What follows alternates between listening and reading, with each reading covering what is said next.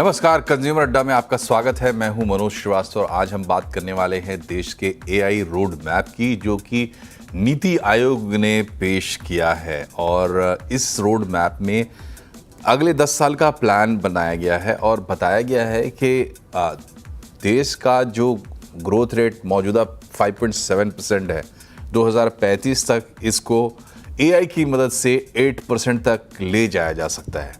और इसका नतीजा क्या होगा कि अभी की रफ्तार से 6.6 ट्रिलियन डॉलर की इकोनॉमी हमारी 2035 तक बनेगी, लेकिन अगर एआई इस्तेमाल करेंगे तो 8.3 ट्रिलियन डॉलर की इकोनॉमी हम बना सकते हैं। यानी एआई से उम्मीद कर रहे हैं कि 1 ट्रिलियन डॉलर या से लेकर 1.4 ट्रिलियन डॉलर तक के बीच में कोई उपलब्धि एआई के जरिए हासिल हो सकती है।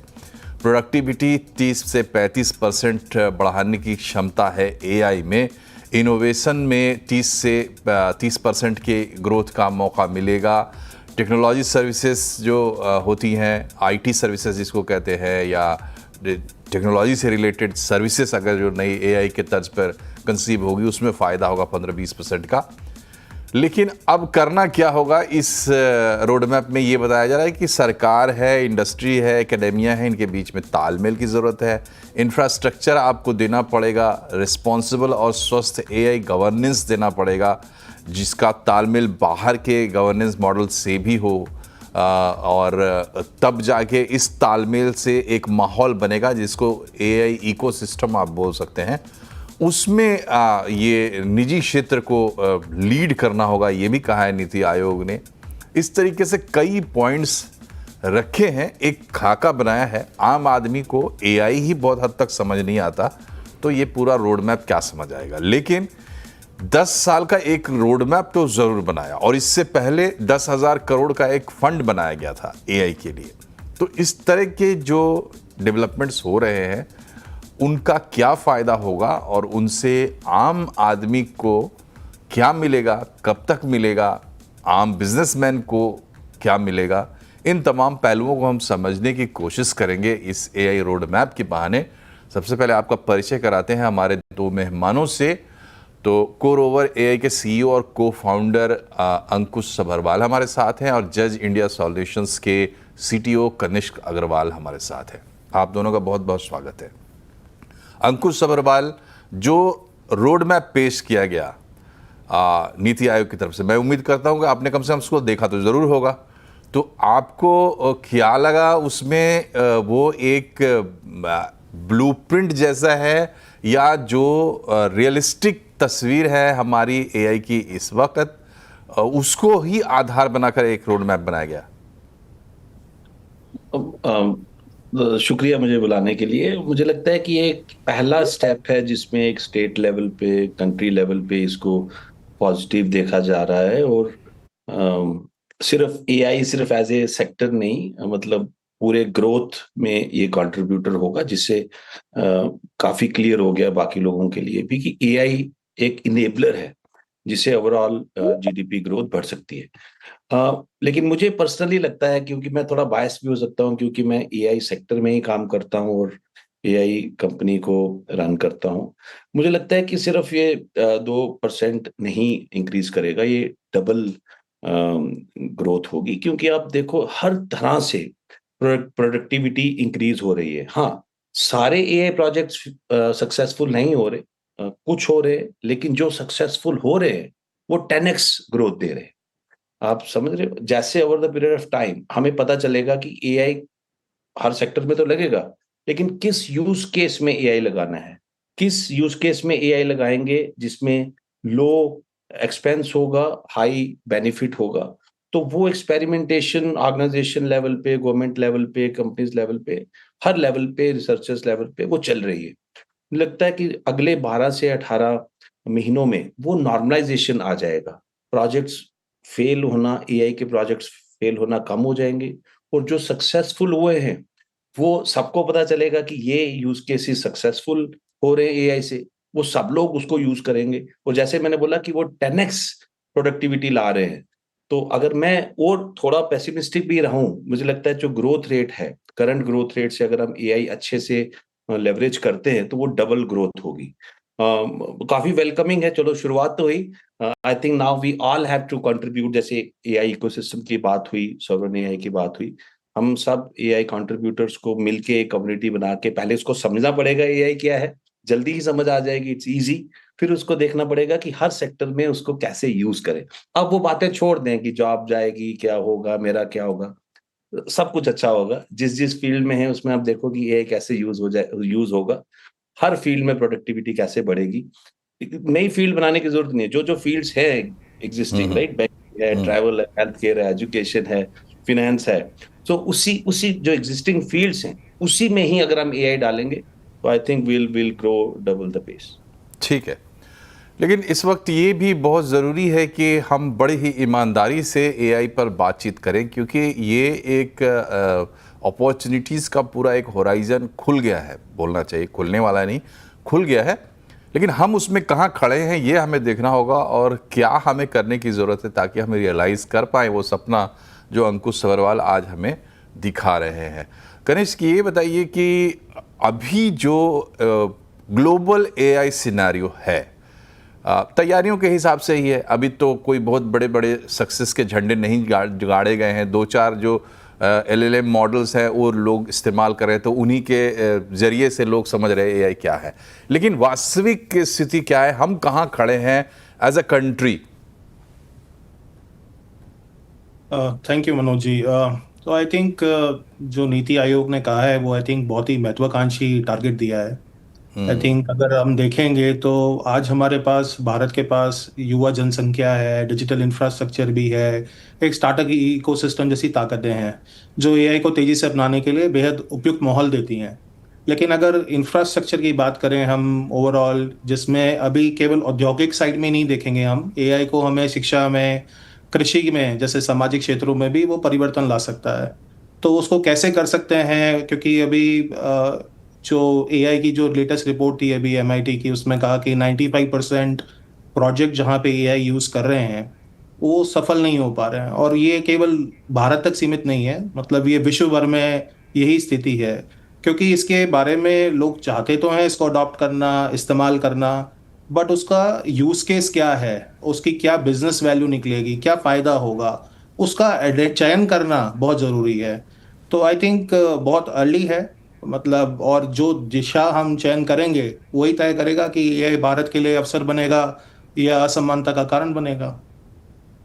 लेकिन कनिष्क, ये बताइए कि हमारे पास सीखने के लिए को सबक तो है ना।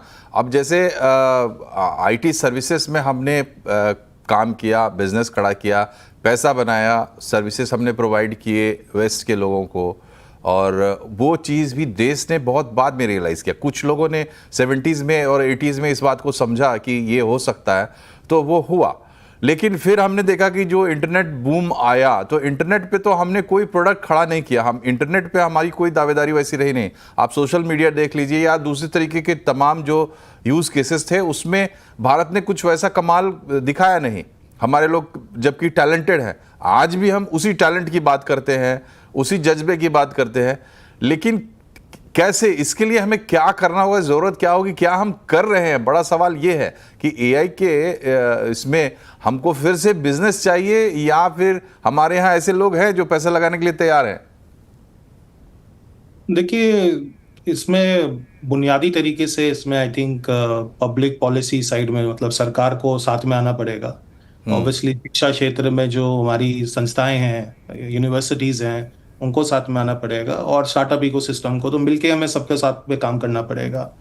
इसमें हमारे पास देखिए युवा बहुत हैं, लेकिन कितने लोग इसको चलाना जानते हैं वो वहाँ कमी है। तो हमें स्किलिंग और रीस्किलिंग पे बहुत फोकस करना पड़ेगा कि वहाँ पर हम ऐसी रोड मैप तैयार करें ताकि हम युवाओं को, उनको शिक्षित कर सकें और उनको इशू कर रखें कि भाई जो यूज़ केसेस हैं उनके ऊपर वो ट्रेन हो सकें और अपना करियर बना सकें एआई के अंदर। और जो कार्य कर रहे हैं जिस क्षेत्र में हैं, चाहे हेल्थ केयर में है, कृषि में है, कहीं पर भी हैं, उसमें वो अपना भविष्य देख सकें कि वो एआई के द्वारा क्या परिवर्तन ला सकते हैं अपने क्षेत्र के अंदर। तो अगर ये पॉलिसी के थ्रू, शिक्षा के थ्रू, रीस्किलिंग, स्किलिंग के थ्रू अगर हम इस बुनियादी चीज़ों पे फोकस करेंगे, और ऑब्वियसली इंफ्रास्ट्रक्चर एक बहुत बड़ा एरिया है, तो वहाँ पर हमें बहुत पैसा लगेगा, क्योंकि आपको पता है कि इसमें इंफ्रास्ट्रक्चर की बहुत रिक्वायरमेंट रहती है, बड़ा इंफ्रास्ट्रक्चर चाहिए, बहुत इन्वेस्टमेंट चाहिए। तो इसमें हमें सरकार को ऑब्वियसली लेके आना पड़ेगा, डेस्टिनेशन बनाना पड़ेगा कि कंपनीज प्रेरित हों कि इन्वेस्ट करें हमारे मॉडल्स के अंदर और हमारी तक जी। जी अंकुश, ये बताइए, इंफ्रास्ट्रक्चर की बात तो नीति आयोग ने भी की है। अगर हम कंपेयर करें इस वक्त यूएसए या चाइना से, जहां से हम देख रहे हैं कि कुछ प्रोडक्ट्स निकल रहे हैं, तो इंफ्रास्ट्रक्चर वाइज कितना बड़ा गैप है हमारे लिए, और क्या आपको पोटेंशियल दिखता है इंडिया में अगर गवर्नमेंट को छोड़ दे, क्योंकि गवर्नमेंट भी कह रही है कि प्राइवेट सेक्टर को लीड करना चाहिए, तो जो इन्वेस्टमेंट लगेगा बिल्कुल अंधेरे में लगेगा अभी इस वक्त, कितना सक्सेसफुल होगा किसी को मालूम नहीं है। तो क्या उतना इन्वेस्टमेंट करने के लायक प्राइवेट सेक्टर प्लेयर्स हैं हमारे पास जो करने के लिए तैयार है, और क्या गैप है इंफ्रास्ट्रक्चर का? मुझे लगता है कि एआई को दो तरह से देखते हैं। एक कि हम एआई प्लेटफॉर्म सिस्टम्स बनाए, एलएलएम्स मॉडल्स बनाए, है ना, उसके लिए काफी इंफ्रा लगेगा और वो रेस चलती रहेगी। दूसरा पर्सपेक्टिव ये है कि जो भी अभी टेक्नोलॉजी है उससे हम एआई एप्लीकेशंस सॉल्यूशंस कैसे बनाएं जो लोगों की जो रोजमर्रा की प्रॉब्लम्स हैं उसको दूर करें, राइट। हम इंफ्रा जब बात करते हैं वो जल्दी जेन एआई को लेके इंफ्रास्ट्रक्चर ज्यादा लगता है, और जेन एआई हर एआई प्रोडक्ट के लिए नहीं चाहिए। जैसे हमने काफी स्केल में एआई प्रोजेक्ट्स डिलीवर किए, तो उसमें जो जेन एआई कंपोनेंट है वो अराउंड 20%। अगर जो जेन एआई कंपनीज हैं वो सिर्फ जेन एआई ही करती है, तो वो 100% जेन एआई देखेंगी और बोलेंगे इंफ्रा बहुत चाहिए। तो अगर यूज केस की बात इज वेरी इंपॉर्टेंट कि हम कौन सा यूज केस ले रहे हैं। सभी यूज केसेस में कई बार जेन एआई नहीं लगेगा, एआई लगेगा। जेन एआई लगेगा, आप इंटेलिजेंटली उसको कंपोजिट एआई फ्रेमवर्क से अगर आप देखोगे, जहां पे जेन एआई लगेगा जेन एआई लगाओ, जहां पे कैजुअल एआई लगेगा वहां लगाओ, जहां नॉर्मल टेक लगेगा, आजकल नॉर्मल टेक को भी लोग एआई बोलते, तो आप जेन एआई वहां लगाओ जहां पे जरूरत है। अगर आपने यूज केस डिलीवर कर दिया। अब मैं एक चीज बोलता हूँ, मेरे पास एक फोन है, राइट, इसमें आजकल अराउंड 3-4 GB रैम है, प्रोसेसर भी बड़ा हाई एंड है, क्या कहाँ यूज हो रहा है? अभी खाली पड़ा है, समझ रहे? मैं आपसे बात कर रहा हूँ, खाली पड़ रहा है। अगर हम इंटेलिजेंटली सोचें, अगर डिस्ट्रीब्यूटेड कंप्यूटिंग की बात करते हैं, अगर मेरा ही कोई बोलता है एक सर्विस ले लेते हैं, जब तुम यूज नहीं कर रहे तुम अपना रेंट में दे दो। डेटा सेंटर्स तो बना रहे हैं रियल स्टेट वाले या इंफ्रा कंपनीज वाले, अभी भी कंप्यूट काफी है। पहले कौन सा यूज केस बना रहे हो? अगर यूज केस अगर आप डिसाइड कर लेते हो तो उसमें जेन एआई लगेगा, लेकिन वो 20% है। पहले 80% तो सॉल्व करो विद नॉर्मल एआई। और कंप्यूट है, मुझे अभी भी लगता है कंप्यूट काफी है, उसकी तो कोई एंड नहीं है। मैं हजारों करोड़ पे करते रहे और इंफ्रा बनाते रहे, लेकिन कौन से की बात कर रहे हैं, कौन से प्रॉब्लम सॉल्व सोल्यूशन की बात कर रहे हैं, तो दोनों पैरेलल होने चाहिए। और कंप्यूट मुझे लगता है अभी भी काफी है अगर हम इंटेलिजेंटली यूज करें। हमने एक भारत जीपीटी मिनी करके लॉन्च किया, वो 4 GB रैम इंस्टॉल हो जाता है। वो छोटा से भी, अगर मुझे इतना बड़ा मॉडल नहीं चाहिए कि हर समस्या का समाधान इस मॉडल पे है, ना वो यूजर्स को चाहिए। आजकल हम स्पेशलिस्ट के पास जाते हैं। ठीक बात है, आप जो कह रहे हैं वो बात बिल्कुल समझ में आती है और लॉजिकल लगती है। लेकिन मुझे ये बताइए कि इसमें इन्वेस्टमेंट लगता है, खर्चा लगता है, क्या आप इंडिया में, और ये पूरे एक इकोसिस्टम की बात है, क्योंकि आप कहीं से कुछ लेते हैं, कनेक्ट करते हैं, वहाँ से कोई चीज़ें लेते हैं, दूसरी जगह डिलीवर करते हैं, कहीं मार्केट है, कहीं टैलेंट है, तो एक पूरे इकोसिस्टम की बात है और इसमें इन्वेस्टमेंट लगेगा, एफर्ट लगेगा। उसमें क्या कहीं कोई गैप है, उसमें कोई कमी आपको दिखती है, वो आप बताइए। मुझे नहीं लगता। देखो, अगर हमने जाना है मार्स में, राइट, अभी एग्जिस्टिंग लोग, अभी कोई लोग नहीं है वो जो मार्स में जाने की कोशिश कर रहे हैं, राइट। हम जो मार्स में जाने की हम कोशिश जो हम कर रहे हैं वो दैट इज फ्यूचर नीड। अभी तो टूरिस्ट भी रेडी नहीं है मार्स में जाने के लिए, सिटीजन्स भी रेडी नहीं है। वैस्ट प्रोजेक्ट्स, राइट, हो सकता है 10 साल के बाद लगे कि यार तो बहुत इंपॉर्टेंट चीज थी। उस तरह के प्रोजेक्ट्स के लिए काफी पैसे लगते हैं, राइट, क्योंकि यहाँ पे return on investment is not clear. लेकिन अभी भी इतना लो हैंगिंग फ्रूट्स हैं। आप जो लो हैंगिंग फ्रूट्स है जो कम इंफ्रा में हम लोगों की मदद कर सकते हैं। जैसे स्किल की बात कर, तो स्किलिंग, अगर हम अब स्किलिंग जो है वो हर जगह पहुंच रही है क्या? कोर्सेज सारे बने हुए हैं, स्किल इंडिया एक अच्छा प्रोग्राम था, सारे कोर्सेज हैं लोगों तक पहुंचने के लिए। लेकिन उसमें प्रॉब्लम आ गई है कि आप स्किल तभी हो सकते हो जब आपको इंग्लिश, हिंदी या कोई लैंग्वेज पढ़ना लिखना आती है।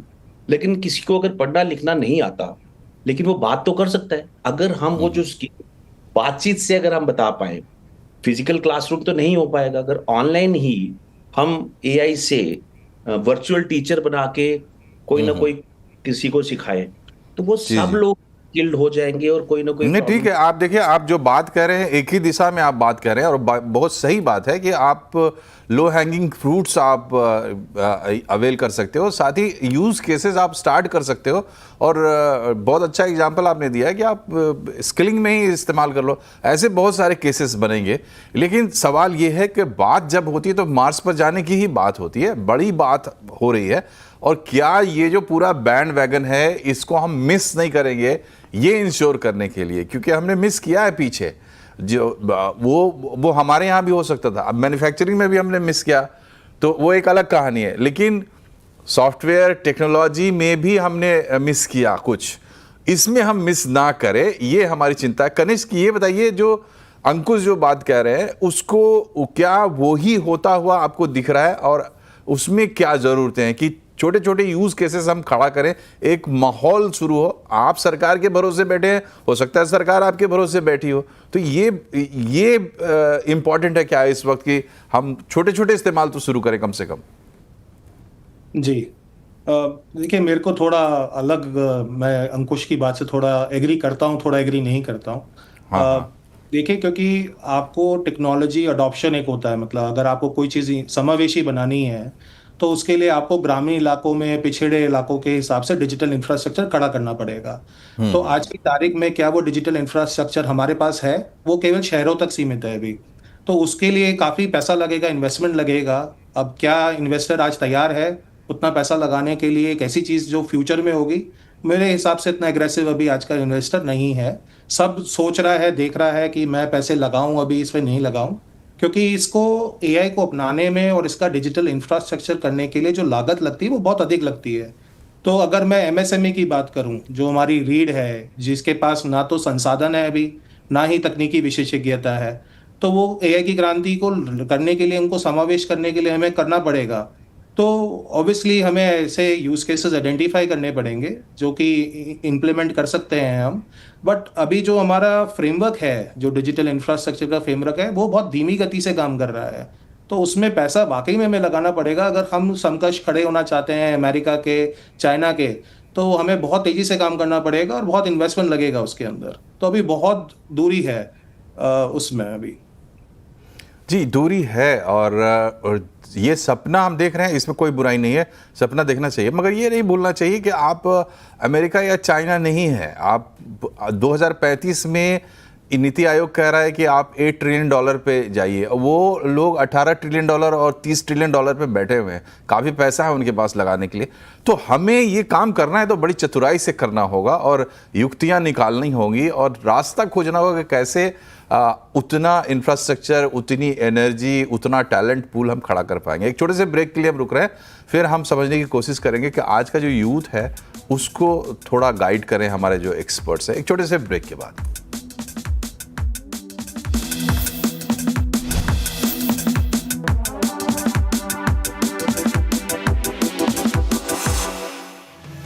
आज हम बात कर रहे हैं नीति आयोग ने विकसित भारत के लिए जो एआई रोड मैप बनाया है, उसमें क्या गैप बताए हैं, खुद नीति आयोग ने ही गैप्स बताए हैं, तो वो क्या हैं और उनको हम कैसे फिल कर सकते हैं, इस पे एक नज़र डालना, और साथ ही ये समझना कि जो हमारा यूथ है इस वक्त, जो वर्कफोर्स में लोग आए नहीं हैं या नए नए आए हैं, वो अपने आप को किस तरीके से तैयार कर सकते हैं। कुछ जो चैलेंजेस, जो गैप्स बताए हैं, कुछ इंडस्ट्रीज़ भी बताई हैं नीति आयोग ने, जहाँ पे कि ये सबसे पहले अडॉप्ट किया जा सकता है और इसका बड़ा फ़ायदा हो सकता है। जैसे उसमें बैंकिंग सेक्टर है, उसमें मैन्युफैक्चरिंग है, उसमें फार्मा है और उसमें ऑटोमोबाइल है। ये 4 ऐसे सेक्टर हैं जिस पर नीति आयोग ने खासा जोर दिया है, जहाँ एआई से अडॉप्ट करने से क्या फ़ायदे हो सकते हैं ये भी बताया है। तो ये बताइए कनिष्क कि जो हमारा यूथ इस वक्त है, कॉलेज में है, स्कूल में है, अब आने वाले समय में वो हमारे वर्कफोर्स में ऐड होगा, इन तमाम चीज़ों को, उसके लिए इस वक्त समझने की क्या बात है? देखिए, आजकल के जो बच्चे हैं, जो अभी स्कूल में हैं, कॉलेज में हैं, या अभी चाह रहे हैं कि भाई जॉब हमें मिले, तो काफ़ी काफ़ी उनको समझ है, कि वो समझते हैं कि एआई क्या है, कोशिश कर रहे हैं एआई सीखने के लिए। तो एक तो उनके पास संसाधन की काफ़ी ज़रूरत है, क्योंकि अगर मैं सोचूं कि आज मैं पाइथन मेरी एक लैंग्वेज है और मैं वो सीखना चाहता हूं, और मैंने कोर्स शुरू कर दिया। आजकल काफ़ी ऑनलाइन स्रोत हैं, कोर्सेरा है, यूडेमी है, काफ़ी हैं, स्किल इंडिया जैसे प्रोग्राम हैं, जैसे अंकुश ने बताया। बट फिर भी वो सक्सेसफुल क्या रहता है, क्योंकि वो डरता है बच्चा। तो हमें उसके लिए एक ऐसे प्रोग्राम तैयार करने पड़ेंगे, कोर्स तैयार करने पड़ेंगे, जिसमें उसको कॉन्फिडेंस बिल्डिंग हो, जो कि ईज़िली हो। तो एआई का उसमें इस्तेमाल भी हो सकता है, क्योंकि हर व्यक्ति की जो सीखने की क्षमता होती है, वो अलग-अलग होती है। तो एआई का इस्तेमाल करके मैं पता कर सकता हूँ कि भई मैं उस बच्चे की सीखने की क्षमता कितनी है। क्या वो सही बच्चा है जो एआई का करे? क्योंकि ज़रूरी नहीं है कि हर बच्चा ही एआई में एक्सपर्ट बने, और उसको किसी और तरीके में वो अच्छा हो और वहाँ पर वो इस्तेमाल कर सके। तो उसके लिए अगर मैं छोटे-छोटे कार्यक्रम बनाऊँ और उनको कॉन्फिडेंस दूँ कि ये कार्यक्रम आप अच्छे से पूरा कर सकते हो, आप सर्टिफ़ाई हो, और उसके लिए एक जॉब का पाथ भी क्रिएट कर सकता हूँ, क्योंकि इंसेंटिव होना बहुत ज़रूरी है। तो इसी में पब्लिक, ऑब्वियसली प्राइवेट पार्टनरशिप, दोनों मिलके काम करना पड़ेगा इसमें, सरकार को भी और हमारे बड़ी-बड़ी संस्थाओं जो हमारी हैं, उनको सबको मिलके साथ में काम करना पड़ेगा, और ऐसे कार्यक्रम बनाने पड़ेंगे जो कर सकें। और ऐसा हमारा काफ़ी युवा है, जो अभी शुरुआती दौर में नहीं है, उसको 5 साल हो गए, 7 साल हो गए, 8 साल हो गए, उसको डर है कि मेरी जॉब चली जाएगी, मैं कैसे एआई को इस्तेमाल कर सकता हूँ? तो हमें उस युवा को भी देखना पड़ेगा, जो अभी डरा हुआ है कि भाई मेरी जॉब चली तो नहीं जाएगी एआई के द्वारा। तो क्या वो एआई का इस्तेमाल करके अपने काम के अंदर अच्छा प्रदर्शन कर सकता है? अंकुश, ये बताइए कि ये जो पूरा मामला है एआई का, बाकी तमाम बिजनेसेस की तरह हमें इसको लेना चाहिए, और अब तो इंडिया में भी लोगों को ये बात समझ में आने लगी है, हर काम सरकार नहीं करने वाली। सरकार इनेबलर हो सकती है, सरकार फैसिलिटेटर हो सकती है, माहौल बनाने में मदद कर सकती है। जैसे 10,000 करोड़ का एक फंड बनाया, हमारे यहाँ एआई समिट्स हो रहे हैं, तो और भी तमाम चीज़ें हो रही हैं। तो ये पूरा माहौल बनाने के लिए, चूंकि आप इसके इनसाइड में हैं, इनसाइडर हैं, तो आप बता सकते हैं कि 2-4 चीज़ें जिनकी फौरी तौर पर ज़रूरत है, या जो किया जाए तो पॉजिटिवली हम उस दिशा में बढ़ पाएंगे जो हमें नीति आयोग कह रहा है। पहले तो मैं बोलूंगा कि जैसे क्वेश्चन था कि यह मिस तो नहीं कर गए, नंबर 1 नहीं है ना, तो मुझे लगता है अभी भी कुछ नहीं बिगड़ा। यस, कुछ न्यूज़, कुछ कंपनीज काफी अच्छा कर रही हैं, लेकिन जल्दी आप देखोगे जो क्लास में फर्स्ट आता है कि क्या वही सक्सेसफुल होता है लॉन्ग रन में, जहाँ पे मैटर करता है। और जितने भी ये एआई की कंपनी सक्सेसफुल हुई हैं, तो क्या उनके प्रोडक्ट्स मास में रियल यूज केस में अडॉप्ट हुए हैं क्या? हेल्थ केयर हो गया, बैंकिंग फाइनेंस हो गया, एंड अदर इंपॉर्टेंट सेक्टर्स हो गए, तो नहीं हुए, है ना। स्केल में अडॉप्शन नहीं हुई जो एक्चुअल प्रॉब्लम सॉल्व करे, तो उसमें तो अभी कोई भी नंबर 1 नहीं है। तो उसमें हम बन सकते है ना। मुझे लगता है कि पहले आप पूछ रहे कि क्या करना चाहिए, मुझे लगता है कि पहले हमें डर वगैरह अगर कोई है वो निकाल देना चाहिए, कि हमें मानना चाहिए कि ये एक बेस इनेबलर है, जैसे मोबाइल है, जैसे इंटरनेट है, जैसे कंप्यूटर है। हम उसकी बात तो नहीं करते, तो एआई की भी बात ना करें। वो देखें कि जिस अलग अलग सेक्टर्स में, जिस फील्ड में हो, जो आपने पढ़ाई की है, लीगल पढ़े हो, हेल्थ केयर या कोई भी, उसमें एआई कैसे यूज हो सकता है। और ये मान के चलो, आप रिपोर्ट्स पढ़ लो, और ये मान के चलो कोई ना कोई यूज केसेस उसमें हैं जिसमें एआई का बेनिफिशियल हो सकता है। और अगेन, सबको एआई की टेक्नोलॉजी नहीं बनानी, वो कुछ लोग होंगे उनको पता है ना, जो पीएचडी कर रहे होंगे, इंजीनियरिंग कर रहे होंगे, लेकिन एप्लीकेशंस बनाना, वाइब कोडिंग सबने सुना होगा आजकल, राइट? मतलब आप इंग्लिश लैंग्वेज में, इवन कि हमारे प्लेटफॉर्म में आप बोल के भी एआई एप्लीकेशन, एआई एजेंट्स बना सकते हैं। और कल मैं आपको बताऊं, अराउंड 10,000 एआई एप्लीकेशंस कल लोगों ने बंगाल में बनाई है हमारे प्लेटफॉर्म से, टेक्नो बिलियन एआई से। तो लोग बना रहे हैं, राइट? तो बस आप शुरू करें। सीखना भी आसान है, जैसे यूडमी में, स्किल इंडिया में जाओ, हमारा भी एक प्रोग्राम है, core over certified AI professional, 2 घंटे का। आप वो सीखो, समझो, और कॉन्फिडेंस लाने के लिए एप्लीकेशन बनाओ। जो मैं बोल रहा हूँ ये नहीं कि मैं जो बोल रहा हूँ कि बड़ा आपको इंजीनियरिंग करनी पड़ेगी, आपको कोई गाइड नहीं। आप सीखो और आप खुद बनाओ। एक बार गलती करोगे, दूसरी बार गलती करोगे, 1 2 3 4 दिन, हफ्ते में, महीने में you can become AI application developer. तो मुझे लगता है आज अगर कोई सुन रहा है तो आज ही शुरू करो। सिर्फ हमारा प्लेटफॉर्म नहीं, काफी प्लेटफॉर्म्स, एक लवेबल भी है, सुना है मैंने, कभी यूज नहीं किया। तो आप सोचो, प्रॉब्लम बिल्कुल सही बात है। अब वो वक्त आ गया है कि आपको इंतज़ार करने की ज़रूरत नहीं है। यूज़ केसेस आप खुद भी डेवलप कर सकते हैं। बड़े लेवल पे फंडामेंटल्स तैयार करने का काम बड़े लोगों का है, और जो लार्ज लैंग्वेज मॉडल्स हैं उनका भी अगर आप अच्छा इस्तेमाल कर सकते हैं तो बड़ी अच्छी बात है। हालांकि हमारी दिली तमन्ना ये है कि हम अपना लार्ज लैंग्वेज मॉडल इस्तेमाल करें, और जो बात कही जाती है थियोरेटिकली, वो बात यही है कि हमारा अपना डेटा सेंटर हो। नीति आयोग ने भी कहा है कि आपका अपना सॉवरिन डेटा होना चाहिए। प्राइवेसी हमारी जो है उसको कैसे प्रोटेक्ट करेंगे, ये तमाम बड़ी बड़ी बातें हैं, बड़े बड़े चैलेंजेस हैं, बड़े बड़े लोग इसको डील करेंगे। लेकिन हम जो छोटे छोटे लोग हैं, जो आम लोग हैं, हमें एआई का इस्तेमाल शुरू करना चाहिए, क्योंकि आने वाला समय एआई का होगा। और मतलब सब कुछ, हाँ, ये डर ज़रूर है कि हम एआई के कंज्यूमर ही बन के ना रह जाए, बल्कि एआई से हम अपनी जीडीपी बढ़ाएं और एआई से हम एक्सपोर्ट्स बढ़ाएं, ना सिर्फ सॉफ्टवेयर में बल्कि दूसरे क्षेत्रों में भी। ये ज़रूर एक तमन्ना है। आप दोनों का बहुत बहुत शुक्रिया हमसे जुड़ने के लिए। बड़ी अच्छी बात है कि आप लोगों ने।